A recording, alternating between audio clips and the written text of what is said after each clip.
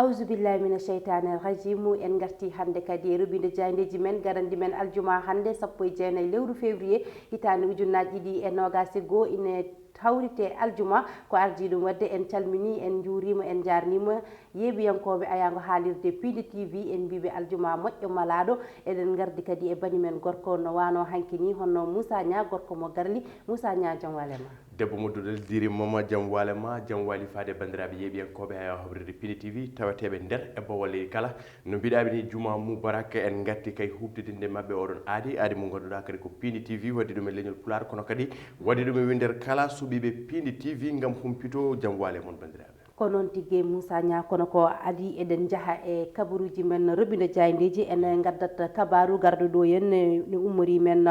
tonto Bambey ne o suka biyeteɗo Mouhamed Mbow taw jibinima ko Ousseynou Mbow yummakko ne wiye Fati Aissé kanko de omo majji guila ñande samedi nde tonto Bambey kanko noon o yano ko Fouta vacance omo yaade kaw makko ɓe gartide noon guila nden ko dogɗo o yiyaka walla taw ko majjude kadi yimɓe kadi ganda kala jiiɗomo ina ñaaga ina noddata e 77 384 24 80 walla mbaɗa 77 052 40 31 walla mbaɗa kadi 77 924 36 08 sala ko Sinthiou Garba o jeeya kanko suko kono mbiɗa ni ko Bambey tigui toon wonno e kawmo komo janga wadde kala jiiɗomo ina ñagani noddata e ɗiɗo numéro uji tottiraɗi beele ma cukalel ngel yiite nawte e koreji mum so ɗum ɓenni wadde en garata han e robiɗo men jayndeji garanoɗi men hannde Moussa gudditiren holko ɓuuri tengtude kadi e jayndeji d' abord ko noon tigui alandi waɗi dumuno ko ganduɗa jaynenkoɓe leydi Sénégal goppata caggal alhaali on boros Covid 19 kono hannde ne ɓuuri hen jojjude nguɗon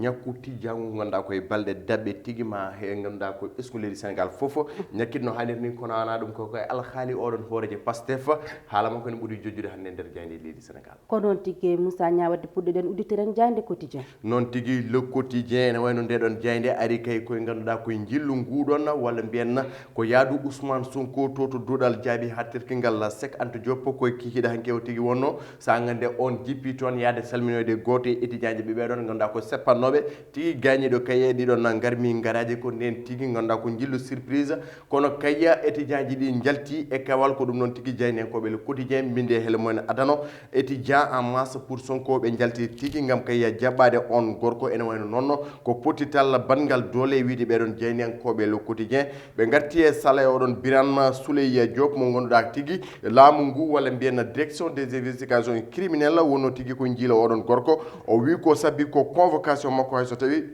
ɓe koliti hanki ɓe jeehi galle makko ɓe tanimo ɗon ene wayno noon o wi ko sabbi ko convocation makko gam kay nottiyade ngoɗon noddago kona ɗum koye hello neeɓo ndeɗon jayde le quotidien ɓe gaari kay koye alkaali duho leyɗele caggal Ndengler ngoɗon duho leyɗele naati Fouta Koumbalou Mama e nder département de Podor e nder wuuro wittego Ndiayen ngo ganduɗa kay rendini guure kewɗe ene wayno noon ko 20 000 hectares mo ganduɗa tigui kokkaɗi Sen Iwil woni ko ɓesgu Ndiayel waɗata réclamé oɗo saaha ɗum ne tawi nder hello mabɓe neeɓo ɓe garti sala e ganduɗa ko el haali démographie ɓeydogol ɓesgu Sénégal ɓe koliti e kala temedere nde jiɗɗa tati manam 3% ɓeydima e nder ndeɗo hitande wotere ene wayno noon hannde ɓesgu Sénégal yettima 16 million piccal jeeɗiɗi ganduɗa kay ko taweteɓe ɗo wurɓe nder leydi Sénégal ɗum ko ganduɗa ko losko waɗago e nder hitande 2020 woni ko tawete nder ngoɗo e hello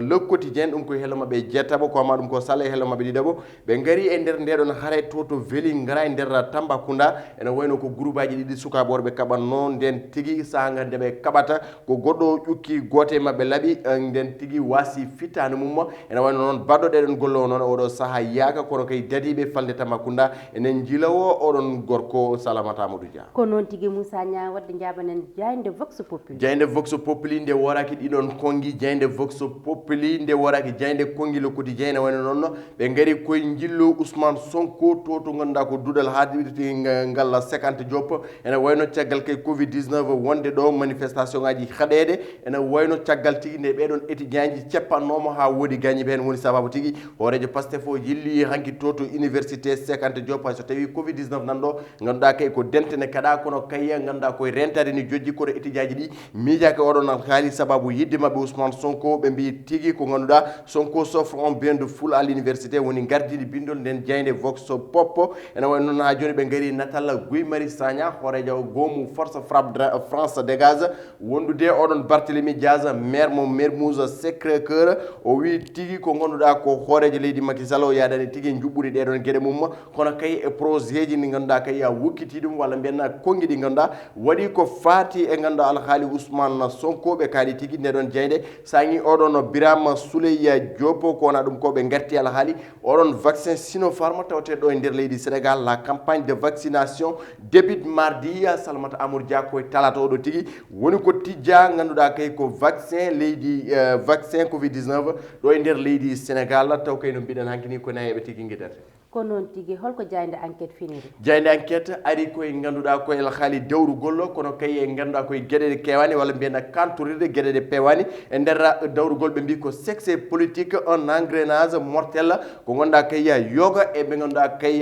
tawateɓe goɗon fannu dawrugol ene wayno noon ɗum ɗon tigui ko teska hunde teskani e nder leydi Sénégal tenti tigui oɗon fannu dawrugol manama politique woni sababu ardeɓe natal Pape Di Beuz woni tigui maître Beuz mo ganduɗa kay aɓuri lollirde ko maître El Hadji Diouf wodude Ousmane Sonko e on suka biteɗo Adji Sarr gonɗa kay ɓe mbimo ko Adja Guette wonde kay Monique Guette ha joni noon ko photoje tubakoɓe ɓe ganduɗa kay ko taweteɓe ɗo e joguiɓe gollorɗe walla mbiyen entreprise ɗo e nder leydi Sénégal ko losko yañgo Sala Dieynenkoɓe enquête mbaɗi hen ɗum ne tawi nder hello mabɓe jeegom e jeeɗiɗi ko amma ɗum ko une visite clandestin devenu populaire manam jillu Ousmane Sonko to duɗal jaaɓi artirgal Cheikh Anta Diop Dieynenkoɓe enquête mbi gonno ko jillugu ganduɗa ko surprise walla mbiyen jillu ganduɗa o yano komo molto kono kay nde étudiant tini Sonko naate e nder oɗon université ko nden tigui ɓe ndenti hay goto tigui tintinani goɗɗo kono kay ɓe mbaɗi jaɓɓugal pattam lamiwal ɗum ne tawe hen ɓe gari tigui e goomu kisamse ko ganduɗa nene ñañere walla mbiyen nene hofgo juuɗe ha joni tigui sababu noon ko wasdeɓe yoɓede ɗum noon frais de mission walla mbiyen indemnité ha joni koɓe namdoto ɗum woni ko tawete e nder goɗon hello enquête e oɗo subaka aya Salmata Modou ko noon tigui jabanen Diaynde Lass ari koye oɗon ɓiɗɗo leydi Sénégal najo mo ganduɗa ko heeɓi fartange suɓede e oɗon no ganduɗa koye terɗe banque mondial o wiyete tigui ko Mactar Diop ɓe mbi ko Mactar au sommet de la banque mondiale ko fartange tigui wonande ɓesgu Sénégal kono kay ko fartange wonande leydi Afrique ɓe mbini ko embelli dans la grisaille ko natal makko tigui ardi e nder ndeɗon Diaynde kongi ɗi ene tawi nder hello jeeɗiɗo nden Diaynde Lass ɓe gari tigui e Ousmane Sonko kono kadi Dieynenkoɓe Lass Salmata Dia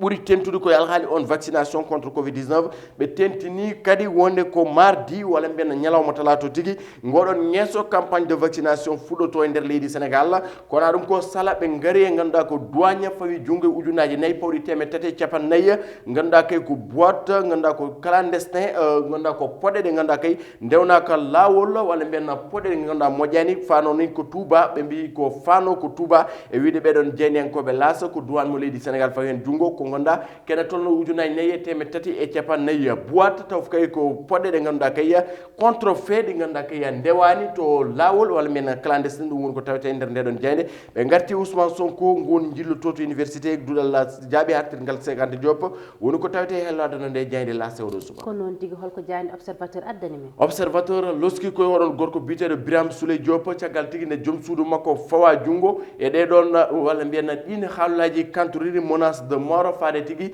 yogay terɗe dawrugol ɗo e nder leydi Sénégal ene wayno noon Birame Souleye Diop hay so tawi holko winduno e hello makko Facebook ene wayno tigui ɗiɗo e dadiɓe ganduɗa ko digga jippima nder galle makko kono kay tawanimo toon ene wawi e wiide Dieynenkoɓe l'observateur e nder jammago tigui taw kanko Birame Souleye Diop notoyima e oɗon no convocation wonnoon tigui ɓeɗon dadiɓe dikke goppi toon convocation ene wayno noon e siftinde kanko joom suudu makko nena fawa junggo oɗo saaha kono kay kanko wonnomo yaaka Birame Souleye Diop saabi noon ko kongi menace de mort ɗi waɗi kono kayya e hollide maw saktu photoje ɗe ganduɗa ko yimɓe walla mbiyen yimɓe mawɓe e nder fanno dawrugol ɗe o jogui ko woni sababu tigui Birame Souleye Diop dikka direction des investigations criminelles ene yiilamo oɗo saaha sala ɓe garti e gonka Covid 19 ɓeɗon ko Dieynenkoɓe Youssou Ndour ɓe mbaɗi hen losko yañgo dans l'affaire des services de réanimation ene wayno noon ɓurɓe tampude oɗo saaha nenen caɗele saabu ene yiya to banggue ganduɗa ko ŋakkere lelɗe walla mbiyen ŋakkere li kono kayya mayoɓe hen ñande foof ko médecin goto kay suuti kongi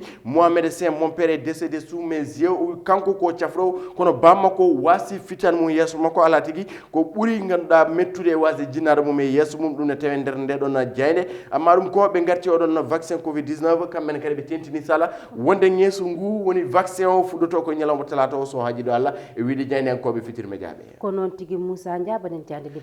jayde libération arti koye ganduɗa ko kaɗon guyka wonnogo to to contrôle technique automobile woni kayya ganduɗa ko guyka werlaji wonno ko toon ene wayno noon ha joni ɓe garti koye wadde losko oɗon alhaali ɓe mbi ko redevance manam kayya ko fonno tigui ganduɗa ko waɗede versé e hitande 2019 hitande 2020 e ganduɗa kay ko redevance waɗaɗi investissement nder nduɗon golordu contrôle technique automobile to mina impôt et domaine ene wayno noon 2017 2018 et 2019 2020 sala dia ɗiɗon foof woni ko yaaka kalis mum holto naati ene wayno noon guykaji e nder nduɗon gollordu nena tigui ganduɗa ɓeyɗo yaade kono kay jandiyankoɓe libération ko losko yañgo mbaɗi hen état mo financé nduɗon gollordu tigui waɗaka meeɗaka waɗede communiqué mbaɗanode communiqué ɗe jeyaka ha joni kono kay mbiyannan nduɗon gollordu contrôle technique automobile ha joni koye caɗele tigui woni cc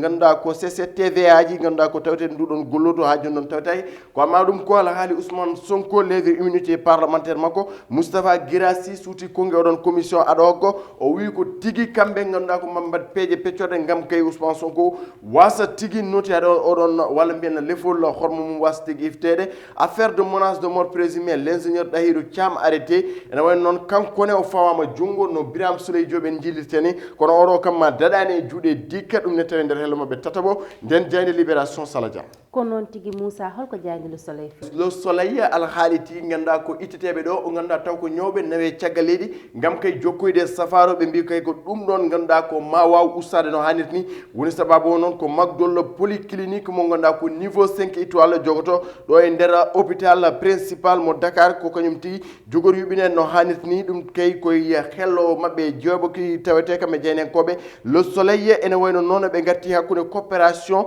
hakkude Sénégal e USAID ko ganduɗa ko fedde tawetede to dowlaji dentuɗi tono temen tati e nogas joyyi piccalla capanɗe jeetati e nayyi milliard copareje CFA gam kayya coopération hakkude leydi Sénégal e USAID ndeɗen fedde ko hakkude e dawalla 2020 e hitande ɓennude faade 2025 ɗum ne tawi nder ndeɗon jeyne Sala Dia ɓe kabri hen wonde tigui ganduɗa ko duttugol e jomum oɗon jeyne en ko wiyete ko Marcel Mendy ene wayno jeynenkoɓe le soleil mbi ko une belle plume c'est cassé ɗum ne tawi nder hello mabɓe sappo e jeetati hol gonɗo oɗon Marcel Mendy sa heppiti ha gon hello Sala Dia ma taw ɗum hen ko noon tigui uddiren wadde jayde stade jayde stade ari koye fettoɓe ganduɗa kay ɓe ɓuurani mantinide kono kay ko waɗɓe golle pattam lamije e nder oɗo weekend kono kay e nder oɗon 8e de finale aller mo ligue des champions woni Erling Haaland gorko mo leydi Norvège jaro hande duuɓi nogas baɗɗo golle payodinde kono kadi Kylian Mbappé mo leydi France suho kecco kadi baɗɗo golle payodinde alang ko kañum heeɓi fartague lappude Séville mo mbiɗen Mbappé ko kañum heeɓi fartague tigui lappude FC Barcelone ko nanta mabɓe ɗi tawɗe ɗo kono kay Cristiano Ronaldo e Messi nena hande tigui e ganduɗa koye Kayambeya saabu tigui Messi heɓde défaite contre Paris kono Cristiano Ronaldo heɓde défaite contre tigui ɓe ganduɗa wiyete ko FC Porto ko nanta mabɓe tegde tawteɗo Sala Dia guddiren oɗon nouvelle belɗo walla men kabaru belɗo no fewi ha joni noon FIFA ganduɗa ko ɓayini classement mum e lewru février 2021 ene wayno noon ha joni leydi Sénégal ko kañum addi ene abbo hande e lebbi nogas jeegom le Sénégal roi d'Afrique ɗum tigui woni ko tawete nder ndeɗon jayde coftal ɓalle leydi Sénégal oɗo subaka Sala Dia ɗum tigui wonno ko tungude ne kelle gadane ko tawete tigui nder jaydeji leydi Sénégal ko noon tigui Moussa Nialla jarama gasi ha laawi kabaruji men robinet jaydeji garanno ɗumen hande kono adi eɗen udde en jaɓantu point divers men woni eɗen teski ɗeɗo dumunnaji walla ɗeɗo duuɓi jawtuɗi leyɗele ɗe ine totte waɗɓe walla waɗɓe ummo caggal leydi gara toon to diwanu Fouta to totte leyɗele mbadde contrat e ardiɓe men ɓe yo ndem leydi ndi walla yo mbaɗ hen gueɗe mumen taw ɓesgu ngu won hen ɓe tinani taw ɓesgu ngu won pamirani no poti famirde ni taw ɓesgu ngu ganda projet ɗiɗon ko jahar walla ni taw ɓesgu ngu ganda holko dañete hen ko ɗum woni ko teska ɗiɗo duuɓi jawtuɗi e to diwan men to adori ko fanay nde fanay yawti waɗi haareji waɗi probléme aji ha projet ɗi ɓennani refti hen doɗel la même chose probléme aji ɗiɗon kadi mbaɗɗi ɗon way haareji mbaɗi foof waɗi hen ko ɓooyani ko walla mbiyen ɗe balle ɗum yettima kadi toon to Ndiayen Pendaw hande hay Diaynde Issa gartiri hen Moussa ɗum ɗon ko phénoméne mo ganduɗa ina yiiye e diwanuji men ɗi holko pamɗa hen ko noon tigui alande ganduɗa ko guure takkiɗe Ndiayene foof ganduɗa kay ko baddi junggo e fandu gam haɓade ɗum noon saabu en teskinomo ɗo Ndengler ganduɗa kay woni hunde yurminide en teskima kadi kare leyɗele ganduɗa ko diwan mo Thiès e diwan mo Dakar joni naati koye Fouta e Kumbalu Mama saabu aroɓe mbiye investissement wiya ganduɗa ko minen hamin joguino leydi ni te leydi joguiɗani ganduɗa kadi alna ɗum papier il faut sala ganduɗa ko sensibiliser yimɓe sa joguima leydi ma aɗa andi ɗum ɗo ka tawruɗo mamma jamonuji changé so woni hanki